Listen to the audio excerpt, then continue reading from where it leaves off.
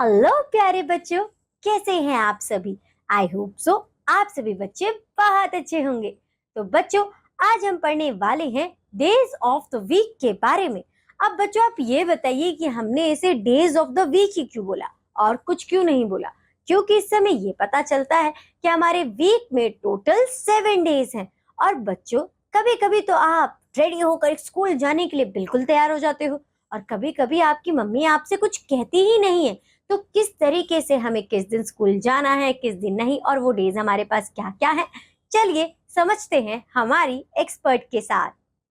Hello kids, welcome back to your English classes. Now it's time to do chapter number 11th and the name of the chapter is about days of the week. Weeks में कौन-कौन से days होते हैं, है ना? हम सुनते हैं मंडे होता है जिस दिन हमें स्कूल जाना होता है, और संडे होता है हमारा फेवरेट दिन, है ना, जिसमें हम रिलैक्स करते हैं, मजे करते हैं, फन करते हैं।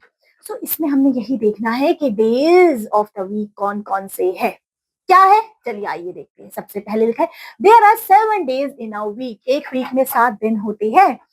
संडे इज द हॉलीडे, और संडे को क्या होता है, छुट्टी। हम सब रिलैक्स करते हैं उस दिन, हम सब खेलते हैं, मजे करते हैं, स्कूल की छुट्टी, ट्यूशन की छुट्टी।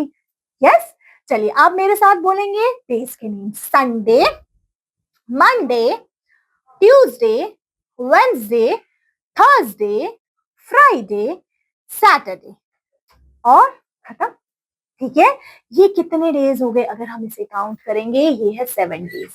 ठीक है, कितने डेज है बेटा, 7। जैसे संडे को हम रविवार कहते हैं, मंडे को हम सोमवार कहते हैं, ट्यूसडे को हम मंगलवार कहते हैं, वेंसडे को हम बुधवार कहते हैं, थर्सडे को हम गुरुवार कहते हैं, एंड फ्राइडे को हम शुक्रवार कहते हैं, एंड सैटरडे को शनिवार कहते हैं।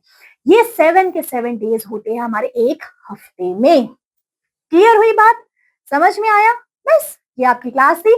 अब नेक्स्ट क्लास में एक नया टॉपिक पढ़ेंगे, तब तक के लिए ध्यान रखिए, खुश रहिए, बाय बाय। तो देखा बच्चों, आपने, हमारी एक्सपर्ट ने आपको कितने अच्छी तरीके से हर एक डे के बारे में बताया और उनका सीक्वेंस भी समझाया। मुझे तो ये सब कुछ अच्छे से याद हो गया। आपको हुआ है या नहीं, आप ये जरूर बताइएगा। अब मैं आपसे मिलूंगी आपकी नेक्स्ट क्लास में। तब तक के लिए बाय बाय बच्चों।